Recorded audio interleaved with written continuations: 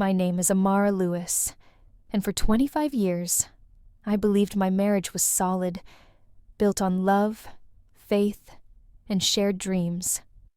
But one night in Atlanta, everything changed. Before I tell you what happened, let me ask, what would you do if the person sleeping beside you whispered your betrayal? Stay with me. You'll want to hear this. It was 3:70 M. when I woke to my husband Calvin's voice in the hallway. "She won't suspect a thing, Mom," he said quietly. Then came Lorraine's answer, cold and clear. "Sevens. Make sure she signs it before the anniversary." "Sevens." I froze. Sign what? My pulse raced as I realized they were plotting against me. When Calvin slipped back into bed, I pretended to sleep, his scent of cologne sharp in the dark. My mind replayed every moment of our life together, searching for the truth I had missed. That night, the woman I was, trusting, gentle, naive, died quietly. The woman I became opened her eyes. If you've ever felt that kind of betrayal, stay with me. This story might be yours, too. The next morning, sunlight spilled through the curtains like nothing had happened, but I had changed overnight. I watched Calvin hum in front of the mirror, buttoning his crisp white shirt, smiling like a man with no secrets. He kissed my forehead and said, "Morning, beautiful. Don't forget, we need to pick a restaurant for our anniversary dinner." His voice was warm, almost too warm, like honey hiding poison. 25 years, and suddenly, he remembered anniversaries. I played along, smiling as I poured his coffee. "Sure, babe. I'll make reservations." My tone was calm, but my heart beat a different rhythm. Suspicion. When he left for work, his phone buzzed on the counter. A message flashed on the screen. "Sevens. Lunch with tea, 12:30 p.m. Sevens. Tea." Just one letter, but it burned through me.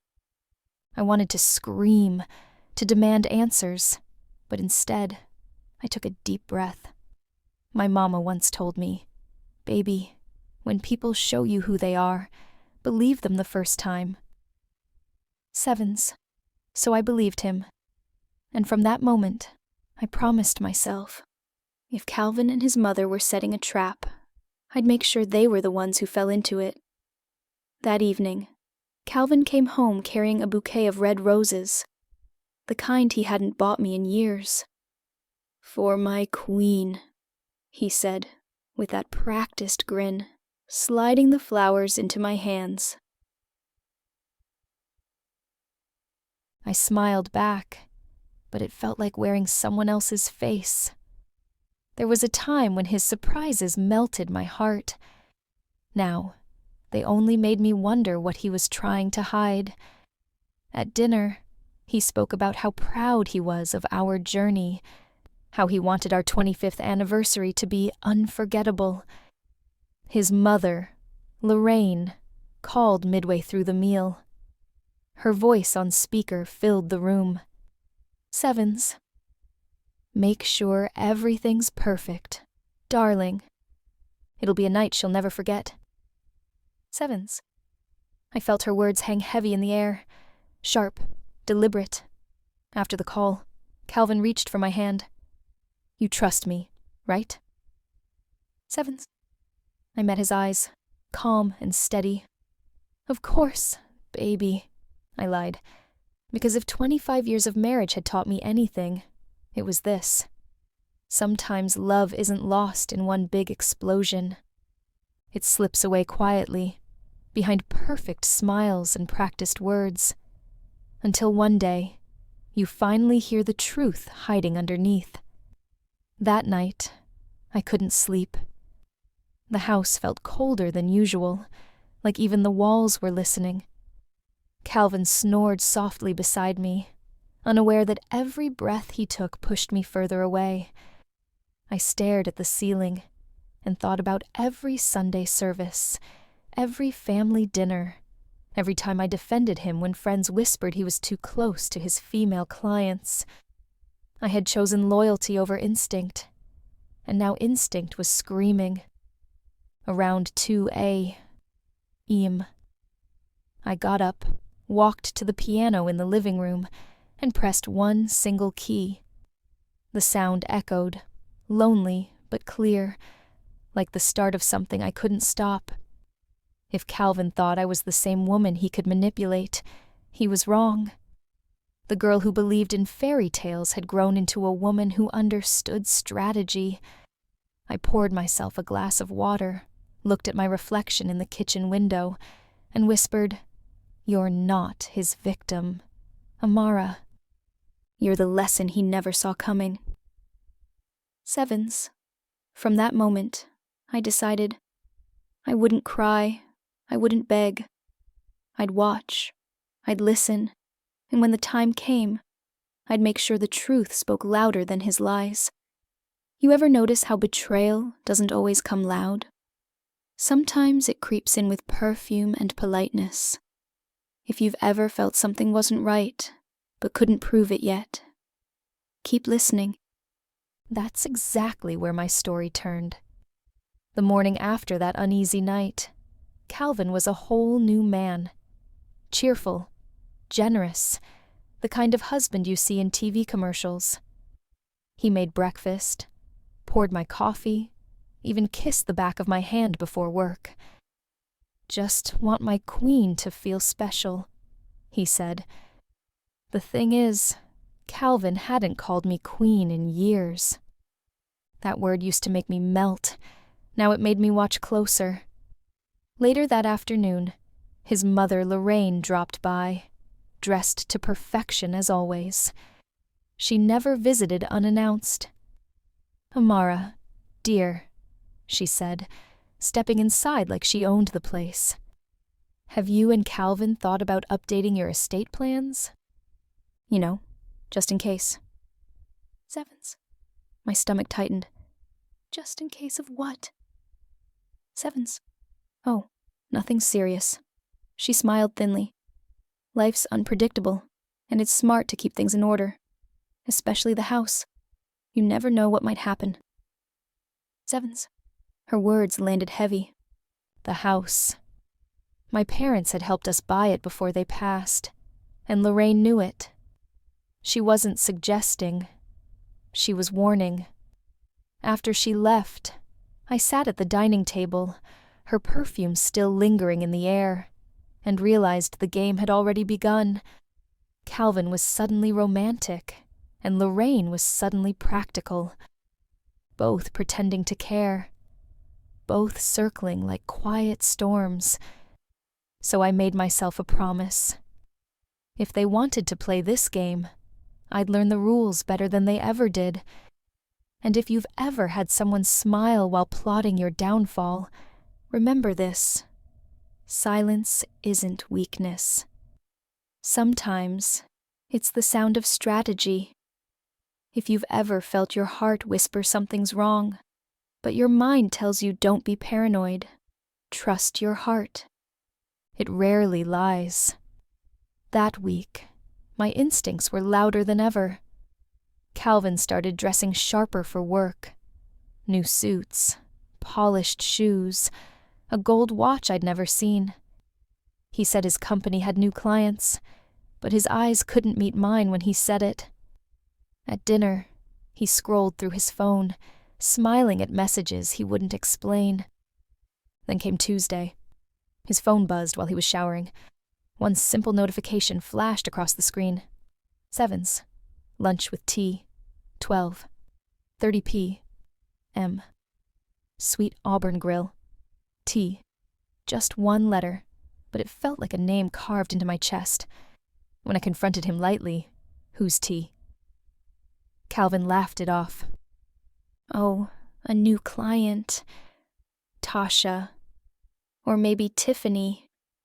Can't keep up with all these business names." He grinned like it was nothing, but his left eye twitched. It always did when he lied. That evening, my friend Kendra, who worked downtown, called me out of the blue. "Girl, I just saw your man having lunch at Sweet Auburn." And unless he got a twin, that was definitely him, with a young woman in a red dress. "Sevens." I froze.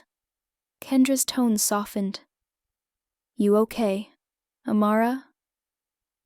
"Sevens." "I'm fine," I said quietly, though my hands were trembling. "But thank you for telling me." "Sevens." After we hung up, I sat in silence, the city lights of Atlanta flickering through the blinds. 25 years of love, now reduced to a single letter. T. Sevens. I didn't cry. Not yet. Instead, I poured myself a glass of wine and stared at the wedding photo on the wall. "You've lied to the wrong woman, Calvin," I whispered. If you've ever been betrayed, you know that pain sharpens into purpose. And that night, mine began to take shape. There's a moment in every betrayal when instinct isn't enough. You need proof. Cold, undeniable truth that can stare the liar in the eye and not blink. That moment came for me on a rainy Thursday. Calvin had left early, claiming he had back-to-back meetings. But his laptop was still on the desk, half open, the blue light flickering in the dim room. I hesitated for a second. Then my hand moved on its own.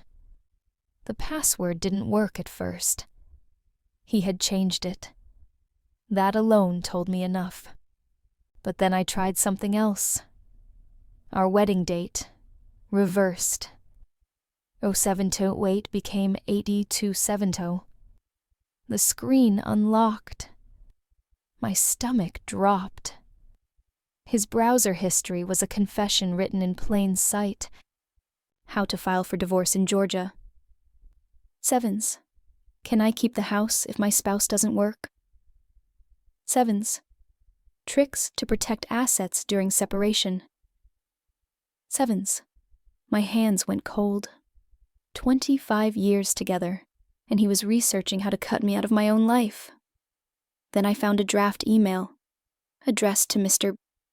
Langford, a lawyer whose firm handled high-end divorces in Atlanta. The subject line read, "Confidential. Property discussion." That was the moment my fear turned to steel. I copied every file, every screenshot, and emailed them to myself. When I closed the laptop, I caught my reflection in the dark screen, eyes red, but steady. Later that evening, Calvin came home smelling of cologne and confidence. "Long day," he said, loosening his tie. I smiled, just enough to keep him guessing. "I bet," I replied. Inside, I was already building my defense and my revenge. If you've ever had to smile through pain while planning your comeback, you know the quiet power of patience. Sometimes, the best response isn't shouting, it's collecting receipts. When you've been betrayed, there's always that moment when the world expects you to break. Cry, shout, confront. But sometimes the strongest move is the quiet one. I learned that the night I found my proof. I sat in the living room, lights dim, listening to the rain tap against the window. Calvin was out again. "Another late meeting," he said. My laptop sat open beside me with every screenshot, every email, every piece of his betrayal carefully saved. I could have confronted him right then, but what would that give me? Drama? Tears? No. I wanted justice, not chaos. When he finally came home, I could smell her perfume on him. Something sweet, young, expensive. He didn't even notice the way I looked at him. He kissed my cheek like always and said, "Long day, baby. You wouldn't believe the pressure I'm under." Sevens? Oh, I believed it. Just not the way he meant. I smiled softly, like the loyal wife he thought I was, and said, "Don't worry, honey. Everything will work out." Sevens. That night, I slipped my wedding ring off my finger and placed it on the nightstand. It wasn't anger that made me do it. It was clarity. The kind that comes when you finally see a person for who they are. Before turning off the light, I whispered a promise only I could hear. "Stevens, you think you're planning your escape, Calvin, but the only one leaving this marriage broken won't be me." Sevens. If you've ever been underestimated, remember, silence isn't surrender. It's the sound of preparation. If you've ever been hurt so deeply that you start seeing the world differently, you'll understand this part. Pain doesn't just break you, it sharpens you. And that's exactly what happened the morning I met Dr. Ayanna Brooks. Ayanna and I went way back. College roommates at Spelman, two black women who dreamed about changing the world. She became a lawyer. I became a music teacher. I hadn't seen her in years, but something in me knew she was the one person I could trust now. Her office downtown Atlanta was sleek and calm, walls lined with books, degrees, and quiet confidence. When she saw me walk in, her smile softened. "Amara Lewis. Girl, it's been forever. But the look on your face tells me this ain't no social visit." Sevens. I took a deep breath. It's not. I think Calvin's planning something. Something legal. Sevens. Ayanna listened as I told her everything. The midnight whispers, the browser searches, the house question, and the woman named T. She didn't interrupt once. When I finished, she leaned back, hands folded. "Okay, sis. First thing, stop reacting, start collecting. You already got evidence? Good. Keep it safe. Don't let him know you know." Sevens. Her tone was calm but firm, like a conductor guiding a dangerous song. "Move part of your savings into a private account. Don't touch his stuff. Don't accuse him yet. Let him think he's in control. The moment he feels you're slipping away, he'll tighten his plan, and that's when you'll strike." Sevens. I nodded slowly, feeling my heartbeat steady for the first time in weeks.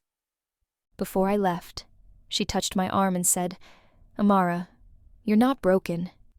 You're just being rebuilt. Remember, truth doesn't need noise. It needs timing." Sevens. When I walked out into the Atlanta sun, I felt lighter. The game had changed. For 25 years, I had played the good wife, the peacekeeper, the soft voice in every storm. But now, I was done playing small. If you've ever had to stand up quietly before your comeback, keep listening. This is where I started fighting smart. They say blessings sometimes come wrapped in loss. And that week, I learned how true that was. A few days after meeting Ayanna, I received a thick white envelope in the mail. The return address read, "Louisiana Legal Estate Office, New Orleans." At first, I thought it was junk mail, but when I opened it, my heart stopped. "Dear Mrs.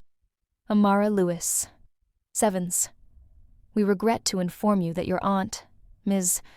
Clarice Monroe, has passed away. As her sole living relative, you have been named the beneficiary of her estate. Sevens." I sank onto the couch, reading line after line. A townhouse in New Orleans, a trust fund valued at over $1 million, and several music royalties from her days as a jazz singer in the 70s. My Aunt Clarice, the wild one who used to sneak me into clubs to hear live saxophones, who told me, "Baby, never let a man conduct your song." She had left me everything. And just like that, the universe gave me something Calvin could never take away. I called Ayanna immediately. "Girl, you're not going to believe this," I said, laughing through tears. "My aunt left me an entire estate." "Sivens," Ayanna whistled. "See, God don't sleep. Now that's your shield, Amara. Keep it quiet. Don't tell Calvin a word. Not one."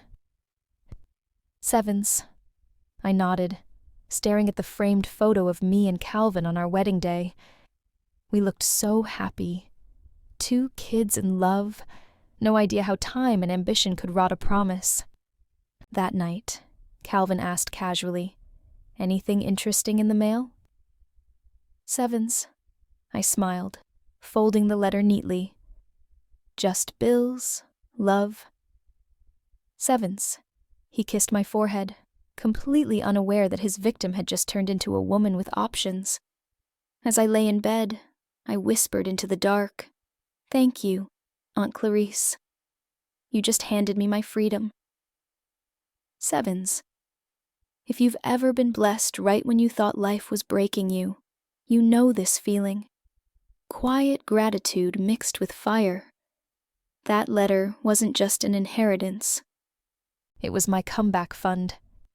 If you've ever stood at the edge of betrayal, you know there's a moment when tears dry and strategy begins. That's where I was. Calm, steady, dangerous. A few mornings after the letter from New Orleans, I put on my best navy suit and went to meet Mr.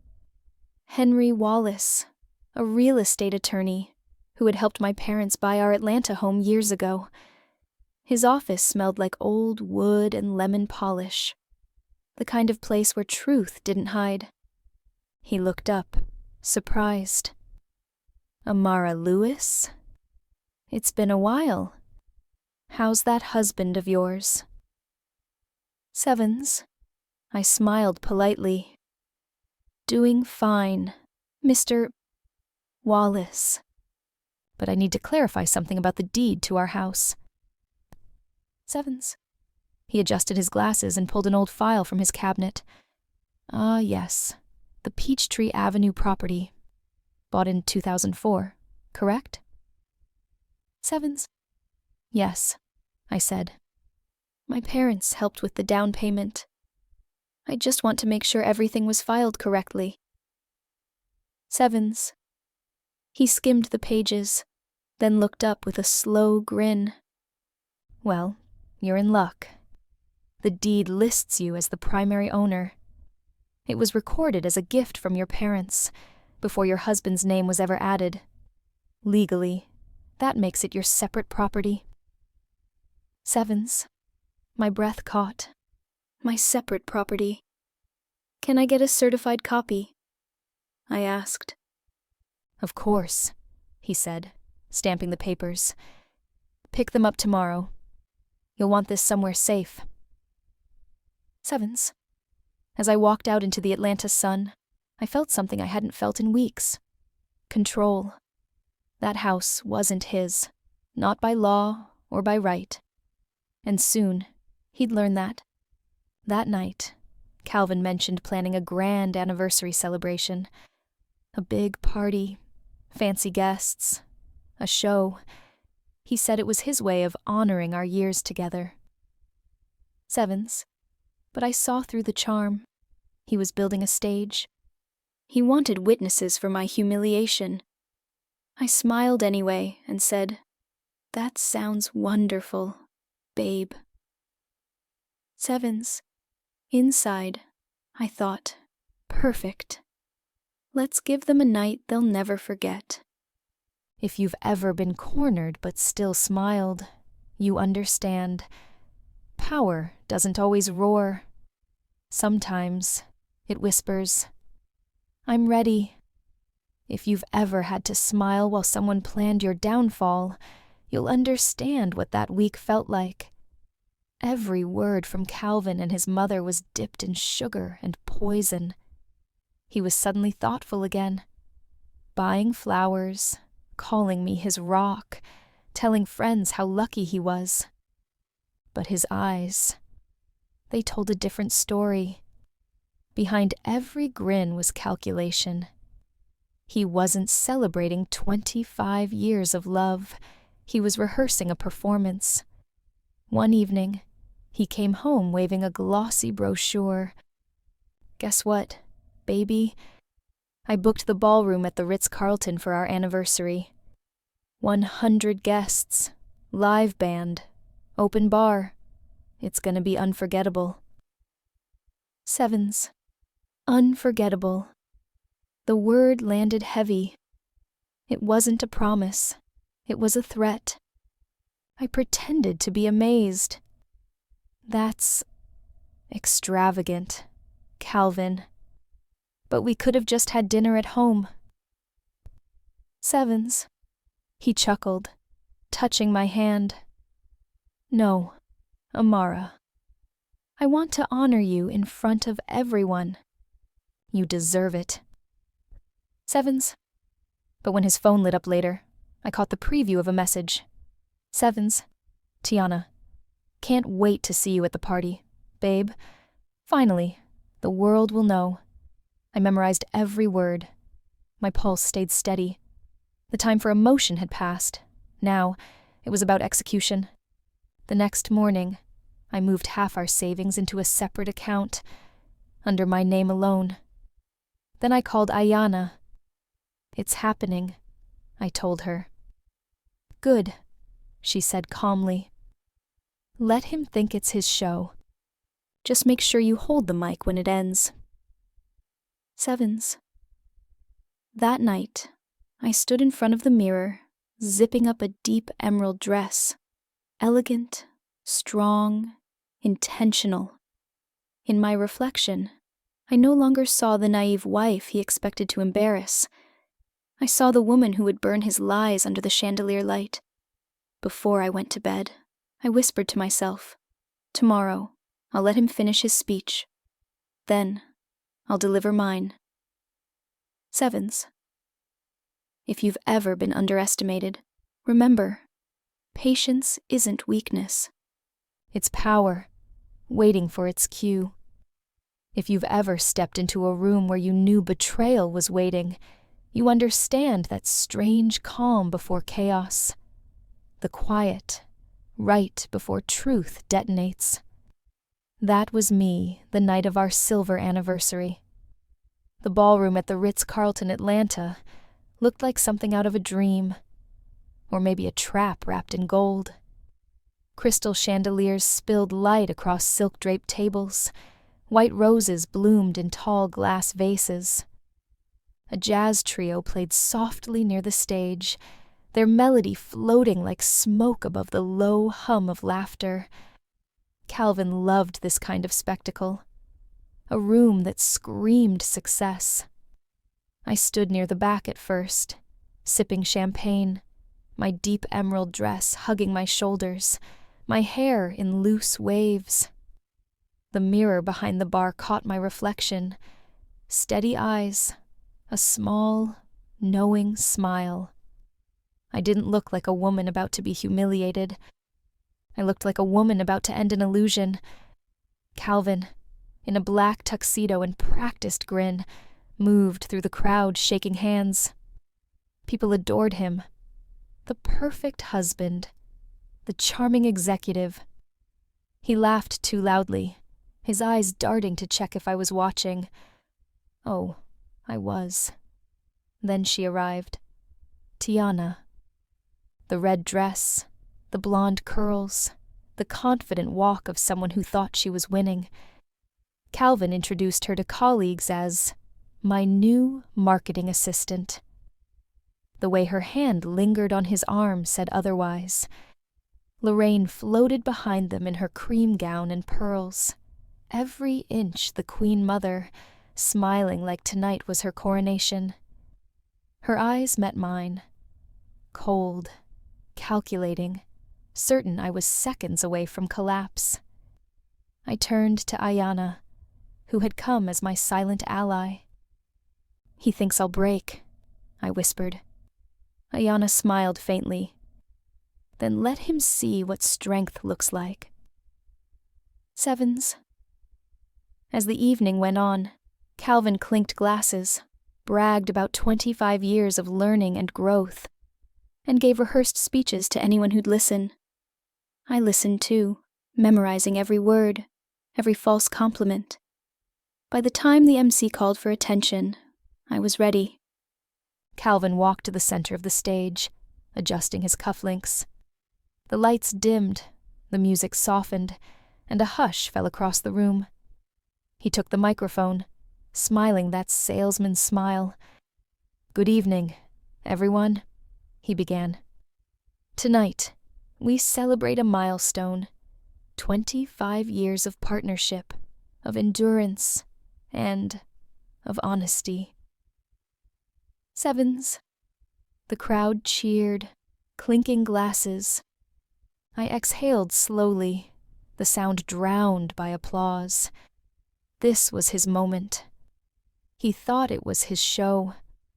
But the truth, this stage, this spotlight, this crowd, they were all mine now. If you've ever been betrayed, remember, sometimes the best revenge isn't shouting. It's walking calmly into the fire and letting the liar burn in his own spotlight. If you've ever watched someone perform a lie so perfectly, they almost believe it themselves, then you'll understand what I saw when my husband walked on stage that night. The room glowed with gold light from the chandeliers above, the kind of light that flatters everything, except truth. Calvin stood there in his black tuxedo, confident, his tie shining, his voice smooth as honey, but twice as sticky. "Ladies and gentlemen," he began, smiling wide, "tonight isn't just about celebration. It's about clarity." Sevens. The guests clapped politely.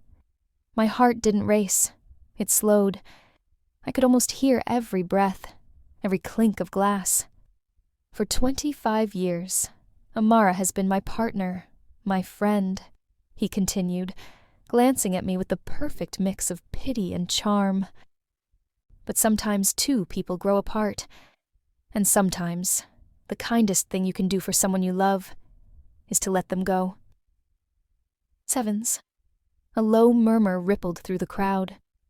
I saw eyes darting toward me, sympathetic, confused, intrigued. Calvin's mother, Lorraine, dabbed at her eyes with a napkin like she'd practiced this scene in front of a mirror.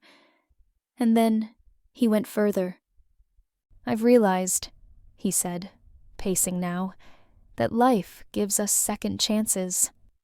I've met someone who helped me see myself differently, someone who reminded me that love doesn't have to fade."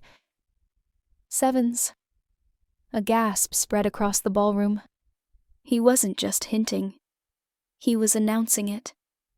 My fingers curled around my champagne glass, but my face didn't change. Calm, controlled. "This doesn't come from anger," he said dramatically. "It comes from truth. Amara, I'll always respect you. You've been strong, loyal, and patient." Sevens. Strong, loyal, patient. Each word felt like a pat on the head from a man who thought he'd won. He lifted his glass toward me. To Amara, for the memories, and for understanding that sometimes endings are just new beginnings. Sevens. Polite applause followed, the kind people give when they don't know what else to do. I saw Tiana near the back, her red dress gleaming, her smile small and secretive. She thought this was her entrance into his new life. Poor girl. As Calvin stepped away from the mic, he looked relieved, like he'd just freed himself. He didn't notice the way the air shifted when I stood up. The sound of my heels against the marble floor silenced the chatter. I moved toward the stage slowly, gracefully, every eye following. He smiled nervously. "Amara, maybe we should talk later." "Sevens." I took the microphone from his hand, my fingers brushing his just long enough for him to feel the strength he'd underestimated. "Thank you, sweetheart," I said softly, my voice carrying across the ballroom. "Now, if we're sharing the truth tonight, I think it's only fair that everyone hears mine too." Sevens. And that was the moment the audience realized. The show wasn't over. It had just begun. You could almost feel the air tighten when I took that microphone. The room, once glittering and loud, went completely still. Even the band stopped mid-note. 100 people watched, waiting for me to fall apart. But I wasn't going to cry. I was going to educate. I smiled, just enough to keep them guessing. "Thank you, Calvin," I began, my voice smooth, steady. "That was beautiful, really. I didn't realize our anniversary gift this year was public humiliation. But since we're being honest tonight, let me share my truth too." Sevens. Laughter bubbled in a few corners, quickly stifled. I turned toward the crowd, not rushing, letting silence become my ally. "For weeks," I said, "my loving husband and his wonderful mother have been planning something, a little legal surprise. They hired a lawyer, drafted papers, even rehearsed a story to make me look unstable. The goal? To get me to sign away our home, the same home my parents bought us before they passed." Sevens. A murmur rippled across the ballroom. I could see faces change. Confusion, disbelief, anger. Lorraine froze, clutching her pearls like they could protect her. Calvin tried to step closer. "Amara, that's not true." Sevens. "Oh, it's true," I said sharply, pulling a folder from my clutch. "I brought receipts." Sevens. The crowd gasped. I held up the legal documents, photocopies of emails, the original house deed, everything. "Here's proof from our real estate attorney. The house is mine, a gift before marriage. And while you were plotting, Calvin, I was preparing." Sevens. Calvin's face drained of color. "And there's more," I continued, calm but cold. 3 weeks ago, my aunt passed away and left me a small fortune, properties, savings, and music royalties. So, when you said you needed a fresh start, I agree. You can start somewhere else, just not in my home." Sevens. The audience gasped again, louder this time. Someone whispered, "Lord, have mercy." Another said, "She planned this." Sevens. Out of the corner of my eye, I caught Tiana. The color left her face as fast as it had entered the room. She looked between me and Calvin, realization dawning like dawn after a storm. I turned toward her. "And as for you, darling," I said sweetly, "next time a married man promises you a house, make sure it's actually his to give." Sevens. The crowd erupted. Laughter, applause, murmurs. Calvin stood frozen, his perfect evening shattered, his empire crumbling in real time. Lorraine tried to rise, but the weight of shame kept her in her seat. I placed the microphone down gently and smiled. "Thank you all for coming. I didn't plan a toast tonight, but I think truth is a good enough celebration." Sevens. If you've ever been betrayed, remember, Lies can glitter for a while, but truth always knows how to steal the spotlight. The moment I stepped away from that microphone, it was like pulling the last brick from a wall already cracking. Everything Calvin had built, his reputation, his pride, his illusions, came crashing down in front of everyone he wanted to impress. For a split second, there was silence. Then came the noise. Gasps, whispers, the sound of champagne glasses being set down too hard. The jazz band froze mid-song, their instruments hanging in the air like the truth itself had stolen the melody. Calvin reached out for me, voice trembling. "Amara, stop this. Please. Let's go home and talk." "Sevens." I turned to him slowly. "Home?" I said softly.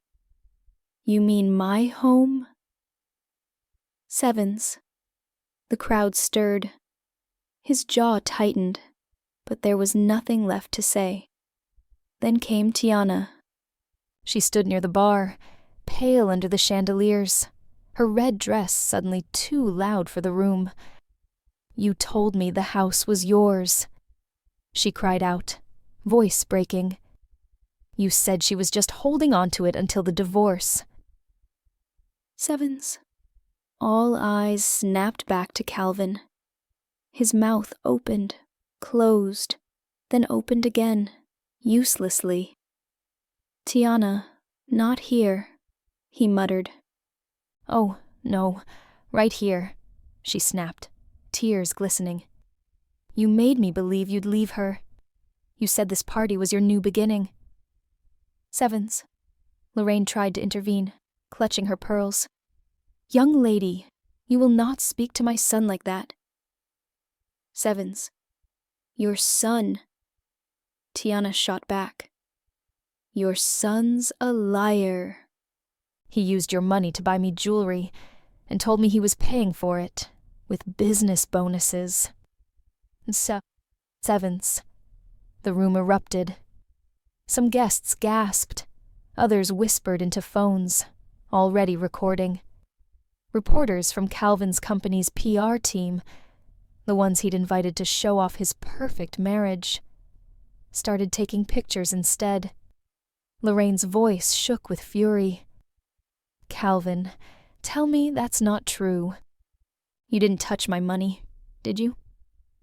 "Sevens." He looked at her, defeated.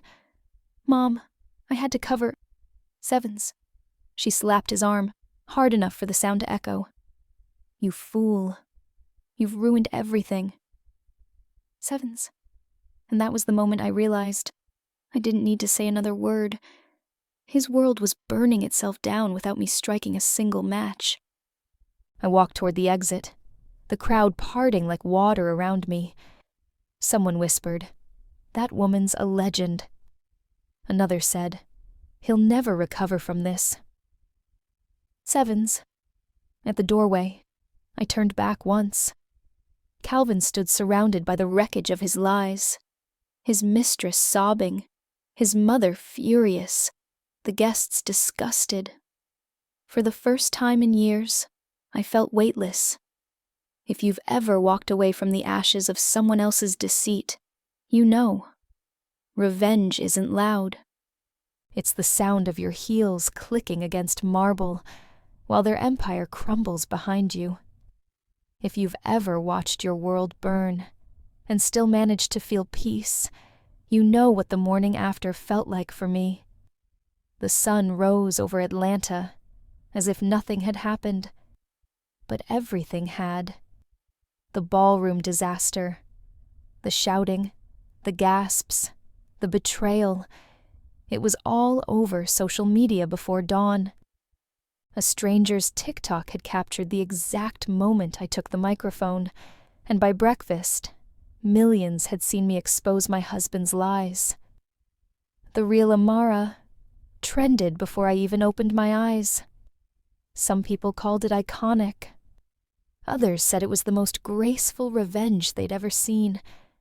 I didn't feel like an icon. I felt like a woman who'd survived a hurricane and was still standing in the wreckage, barefoot, staring at the calm after the storm. Calvin called 12 times before noon. I let it ring every time. Then came the texts. We need to talk. You went too far. I'm ruined. Sevens. I brewed coffee, poured it into my favorite mug, the one that said peace over drama, and sat by the window. For once, I didn't feel panic, just quiet. Later, my phone buzzed again. This time, it was Ayanna. Girl, she laughed. You're everywhere. The video hit CNN. They're calling it one of the most epic family revenge stories of the year. Sevens. I laughed softly. It wasn't revenge, I said. It was survival with good lighting. Sevens. She chuckled. Well, whatever you call it, you just became a legend. Sevens. By evening, the news outlets were replaying Calvin's humiliation on a loop. Headlines read, Sevens. CEO's anniversary speech turns into public confession. Sevens. The calmest woman in Atlanta outsmarts her husband and mother-in-law. Sevens. I didn't watch them. Instead, I turned on an old jazz record, Miles Davis, Blue and Green. The trumpet filled the room, soft and melancholy, wrapping around me like closure. If you've ever been betrayed, you know revenge isn't always fire and fury. Sometimes it's a quiet morning, a warm cup of coffee, and the realization that the people who tried to bury you just planted your roots deeper. If you've ever been lied about publicly, you know there's a special kind of silence that follows, the one that dares you to speak or stay still. I chose to speak, but not with words, with proof. A week after the anniversary, Calvin tried to spin the story. He went on a local morning show wearing that same fake smile he'd worn at the ballroom. It was all a misunderstanding, he said smoothly. My wife has always been emotional. She overreacted. Sevens. That was his mistake. Because what he didn't know was that 3 days before the party, I had slipped a small recorder into the drawer of his office desk. Ayanna had given it to me. If he's plotting, let him record his own downfall, she'd said. That recorder caught everything. Every late-night call with his mother, every conversation about the waiver they planned to trick me into signing. I had it all. So when I heard him call me unstable on live TV, I didn't cry. I opened my laptop, clicked upload, and posted the file labeled Truth Hurts, the Lewis family recording. Within hours, it spread like wildfire. Make sure she signs it before the anniversary, Lorraine's voice echoed on the audio. She won't suspect a thing, Calvin replied. By lunchtime, the clip was everywhere. Facebook, Twitter, morning radio. People were furious.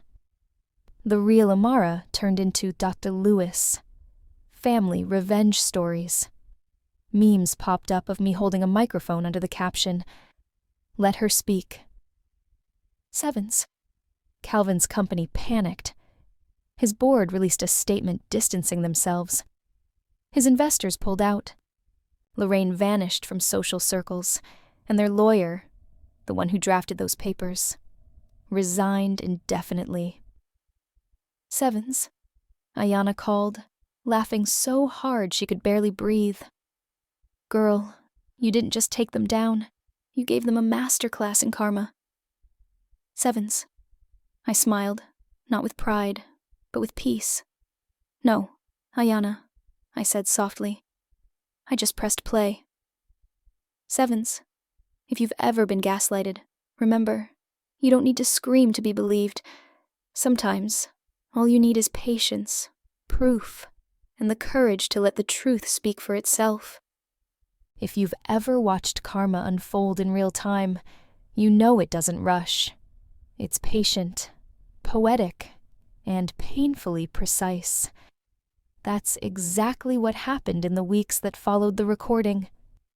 The audio of Calvin and Lorraine plotting against me had gone national.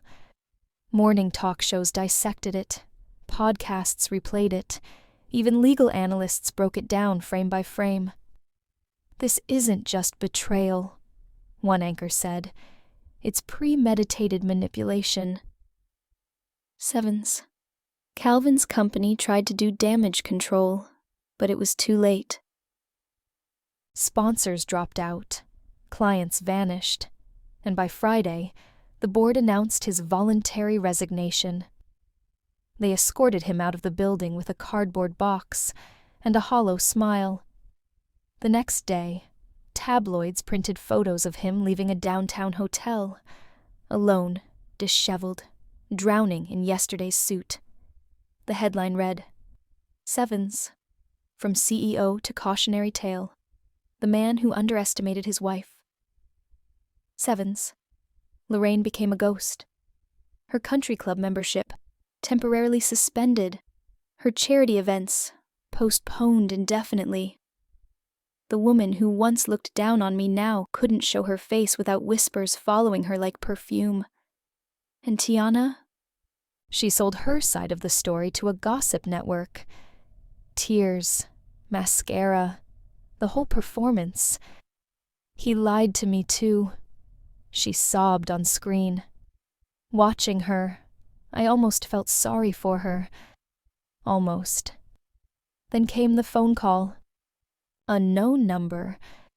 I knew before answering. "Amara." Calvin's voice cracked.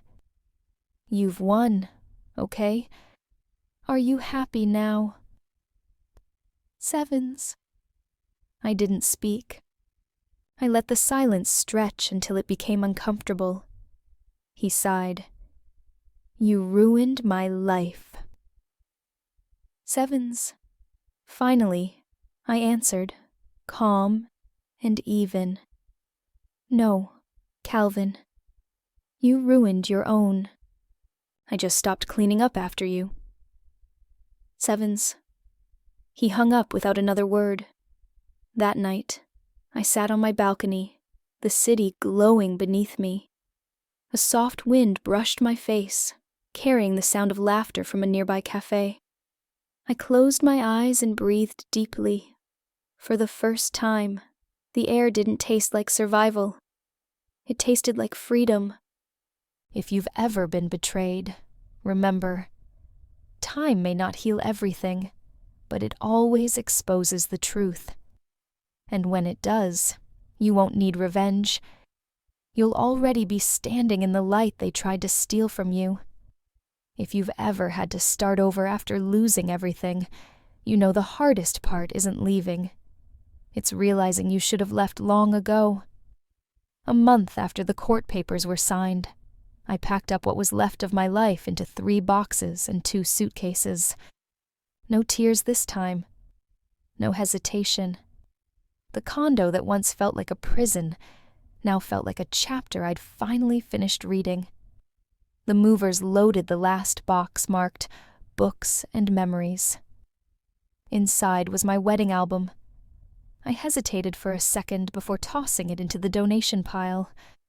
I didn't hate those memories. They just didn't belong in my future. When I closed the door behind me, the echo in the empty hallway didn't sound like loss. It sounded like closure. The drive to New Orleans was long but liberating. The highway stretched before me like a clean slate. I stopped halfway at a roadside diner, ate pecan pie, and for the first time in years, laughed at nothing. When I arrived at Aunt Clarice's townhouse, it felt like she was waiting for me. The place smelled of jasmine and jazz, her spirit woven into every corner. I stood in the middle of the living room, sunlight pouring in, and whispered, "I made it, Auntie." Sevens. Days passed softly. I played piano again, fingers hesitant at first, then confident. Each note felt like a small piece of myself returning home. I hung her old records on the wall, filled the rooms with laughter and music. One evening, Ayana called. "So," she teased, "how's the new life treating Miss Amara Lewis?" "Sevens," I smiled, looking around at my bright, peaceful home. "It's not new," I said. "It's mine. Finally mine." Sevens. That night, I sat on the balcony, glass of wine in hand, watching the New Orleans skyline glow like possibility. No guilt, no fear, just quiet gratitude. If you've ever walked away from something that was killing your spirit, remember, leaving isn't weakness. It's choosing yourself over your pain. And sometimes, the most powerful revenge is a peaceful life you built all by yourself. If you've ever sat in a courtroom with your entire past sitting across from you, you'll know that justice has a sound. The soft echo of a gavel hitting wood, the sigh that follows when truth finally lands. 3 months after the chaos, I found myself inside the Fulton County Courthouse. The air was thick with tension, that sterile blend of paper, nerves, and too much perfume.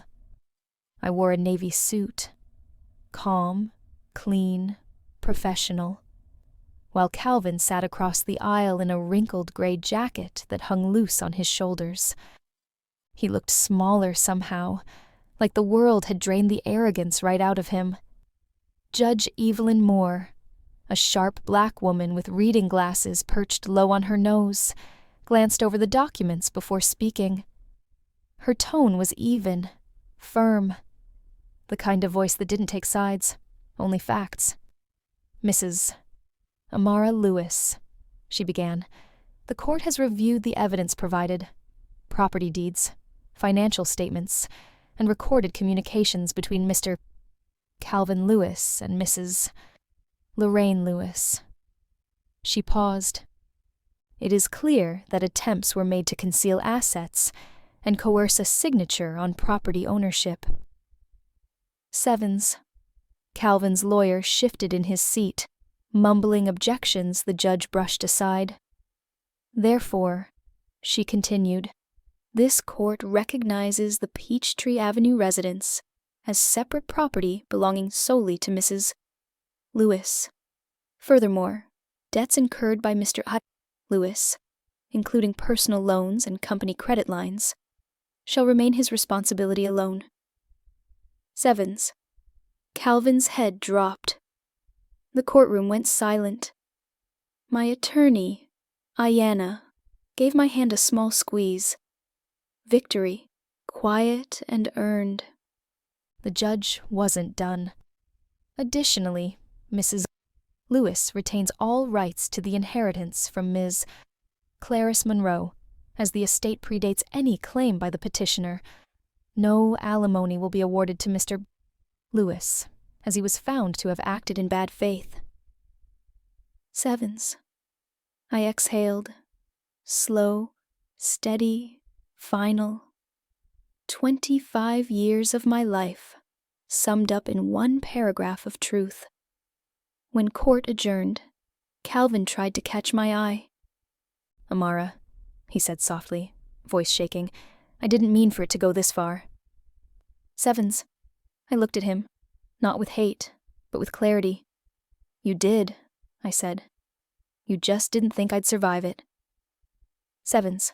Outside, reporters waited, cameras flashing. Someone asked, "Mrs. Lewis, do you feel vindicated?" Sevens. I smiled. "No, I feel free." Sevens. If you've ever fought for your dignity and won, you know, justice doesn't roar. It whispers, you were right to stand up. If you've ever watched the consequences of someone's deceit unfold, You know the universe doesn't rush. It delivers justice in its own time, one quiet blow after another. A month after the verdict, Atlanta moved on, but Calvin Lewis did not. The man who once bragged about building legacies was now building excuses. His company released him officially, citing irreparable reputational damage. The video of our anniversary still floated around the internet, replayed in podcasts and talk shows, as an example of what happens when arrogance meets truth. He tried finding new work, but no one wanted to hire the man who got schooled by his wife on live camera. The nickname stuck. When people saw him at the grocery store, they whispered. He started wearing a baseball cap and sunglasses just to buy milk. Lorraine, his mother, didn't fare much better. She had sold her large home in Buckhead to pay off debts from the failed legal schemes. She called me once, not to apologize, but to complain. "You ruined my son," she said bitterly. "No, Mrs. Lewis," I replied calmly. "He ruined himself. I just stopped covering for him." "Sevens." I hung up before she could respond. Then there was Tiana, the woman who thought she was stepping into my life. 2 months after the trial, gossip blogs announced her engagement to a 50-year-old restaurant owner from Miami. Calvin saw the photos online, her diamond ring glinting under palm trees, and people said he laughed bitterly before smashing his phone. But perhaps the cruelest punishment was time. He lived alone now, in a small apartment on the south side of town, the kind of place where walls were thin and silence was loud. He drove an old sedan for a ride-share company, spending his nights shuttling strangers across the same city he once ruled. One evening, my friend Kendra called. "Girl, guess who just picked me up from the airport?" "Sevens." I smiled knowingly. "Calvin." "Sevens." "He didn't even look at me," she whispered. "He just stared straight ahead, looked empty." "Sevens." I didn't gloat. I didn't even feel joy. What I felt was peace, the kind that comes when life itself becomes the lesson. If you've ever been wronged, remember, you don't have to punish anyone. The truth does it for you, one sunrise at a time. If you've ever rebuilt yourself from ashes, you know it doesn't happen overnight. It begins with small moments, choosing peace over bitterness, purpose over pain. 3 months after the court ruling, I finally left Atlanta for good. I drove 9 hours south, through Georgia's pine-lined highways, and into the humid air of New Orleans, the city that once raised my aunt, and now welcomed me home. The townhouse she left me stood on a quiet street in the Garden District. White shutters, wrought iron balcony, and a magnolia tree blooming by the gate. It smelled like history and second chances. I spent the first few weeks unpacking, painting walls, and replacing the old jazz records Aunt Clarice had collected. Every night, I'd sit by the piano she left behind, an antique upright with faded ivory keys, and play the songs I hadn't touched in years. At first, the music sounded hesitant, almost broken. But slowly, it found rhythm again, just like me. One morning, I met my new neighbors, a retired teacher named Miss Lucille, and her grandson Andre, a shy 14-year-old, with a gift for rhythm. When he confessed he'd always wanted to learn piano, but couldn't afford lessons, something inside me clicked. By the next week, I'd turned the old study into a small music studio. Word spread quickly, and soon I had a handful of students, kids from the neighborhood, single mothers, even a few teenagers who dreamed of Juilliard. It wasn't just teaching. It was healing. For them, and for me. With Ayana's help, I founded the Claris Foundation for Music and Dignity, offering free lessons and scholarships for underprivileged Black youth in Louisiana. We raised funds through community concerts and local sponsors. Each time a child played their first full song, I felt like I'd reclaimed another piece of myself. One evening, Miss Lucille said, "Baby, your aunt would be proud. You turned your pain into purpose." "Sevens," I smiled. That was her lesson all along. Sevens. Life didn't look like what I once dreamed of. It was better.